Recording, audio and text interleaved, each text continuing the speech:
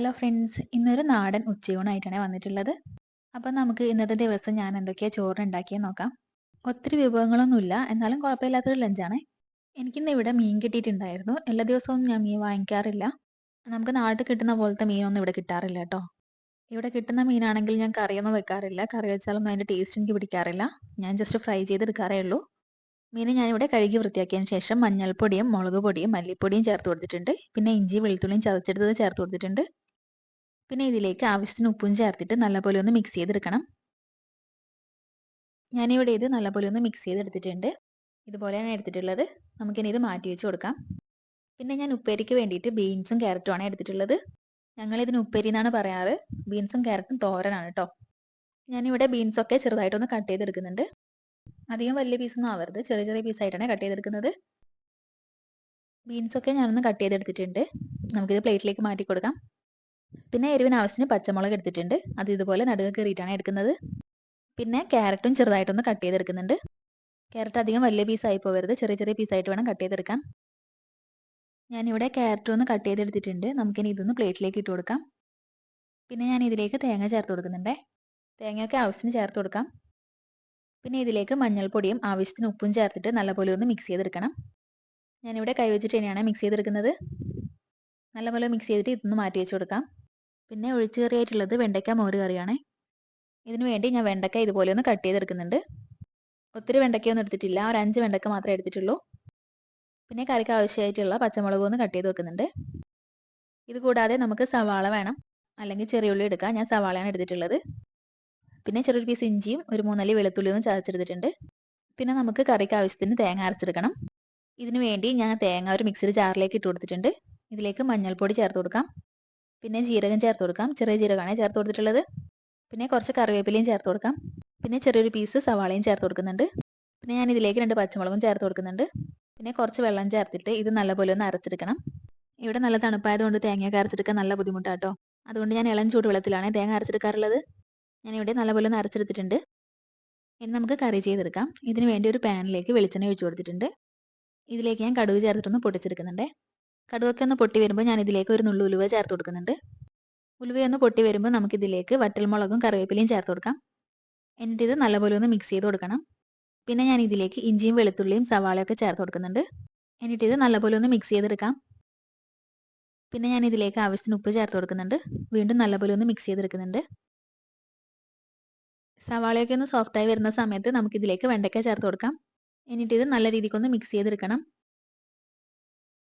വെണ്ടയ്ക്കൊക്കെ ഞാനിവിടെ നല്ലപോലെ ഒന്ന് മിക്സ് ചെയ്തെടുത്തിട്ടുണ്ട്. ഇനി നമുക്കിതിലേക്ക് അരച്ച് വെച്ച തേങ്ങ ചേർത്ത് കൊടുക്കാം.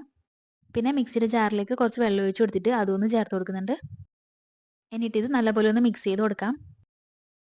വെണ്ടയ്ക്കൊക്കെ ഈ തേങ്ങയിൽ കിടന്ന് തന്നെ നല്ലപോലെ കുക്കാവണം. ഈ സമയത്ത് ഞാൻ ഇതിലേക്ക് ആവശ്യത്തിന് ഉപ്പ് ചേർത്ത് കൊടുക്കുന്നുണ്ട്.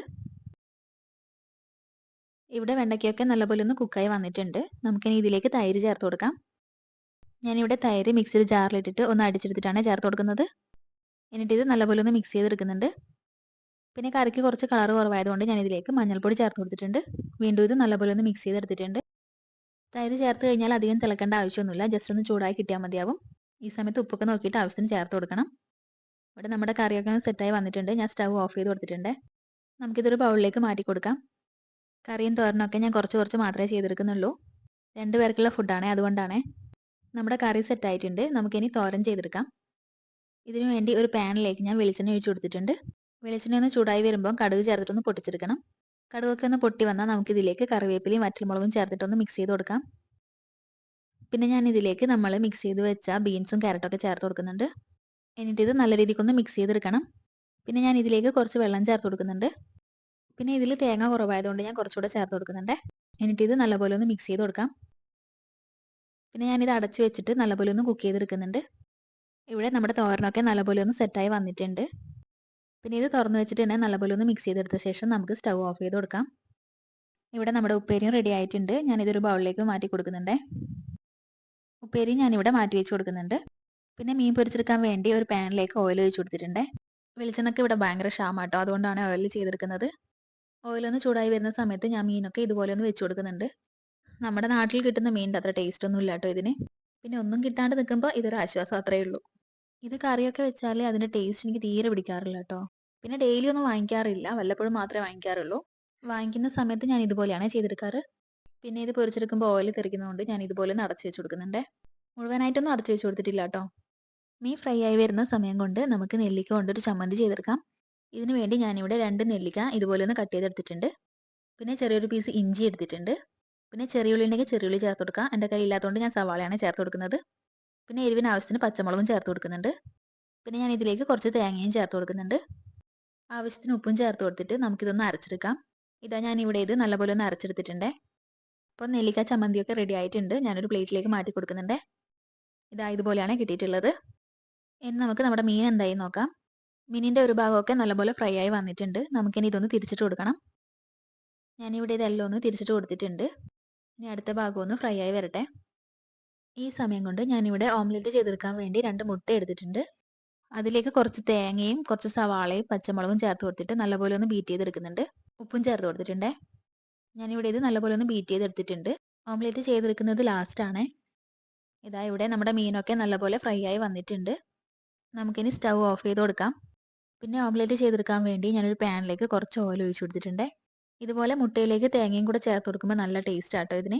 പിന്നെ ഇതിൻ്റെ മുകളിലേക്ക് കുറച്ച് കുരുമുളക് പൊടിയും കൂടി ചേർത്ത് കൊടുക്കുന്നുണ്ട്. എന്നിട്ട് ഇതൊന്ന് കുക്കായി വരുന്ന സമയത്ത് നമുക്ക് തിരിച്ചിട്ട് കൊടുക്കാം. അപ്പം നമ്മുടെ മുട്ട ഇവിടെ റെഡി ആയിട്ടുണ്ട്. ഇതാ നമ്മുടെ ലഞ്ച് ഇവിടെ സെറ്റ് ആയിട്ടുണ്ട് കേട്ടോ. ചോറും ബീൻസും ക്യാരറ്റും കൊണ്ടുള്ള തോരനും പിന്നെ നെല്ലിക്ക കൊണ്ടുള്ള ചമ്മന്തിയും ഉണ്ട്. പിന്നെ കുറച്ച് കുക്കുംബറും ഉണ്ട് കേട്ടോ. പിന്നെ ഇതാ നമ്മുടെ മീൻ പൊരിച്ചതും വെച്ച് കൊടുക്കാം. പിന്നെ നമുക്ക് വെണ്ടക്ക കറിയും ഒഴിച്ചു കൊടുക്കാം. പിന്നെ ഇതാ ചെറിയൊരു പീസ് മുട്ടയും വെച്ച് കൊടുക്കുന്നുണ്ട്. അപ്പോൾ നമ്മുടെ നാടൻ ഊണ് ഇവിടെ റെഡി ആയിട്ടുണ്ട്. പിന്നെ നമ്മുടെ ഈ ഊണിൻ്റെ വീഡിയോ ഇഷ്ടമായിട്ടുണ്ടെങ്കിൽ ഒന്ന് ലൈക്ക് ചെയ്യാൻ മറക്കരുത്. പിന്നെ നമ്മുടെ ചാനൽ ഇതുവരെ സബ്സ്ക്രൈബ് ചെയ്തിട്ടില്ലെങ്കിൽ ഒന്ന് സബ്സ്ക്രൈബ് ചെയ്ത് സപ്പോർട്ട് ചെയ്യാനും മറക്കരുത്.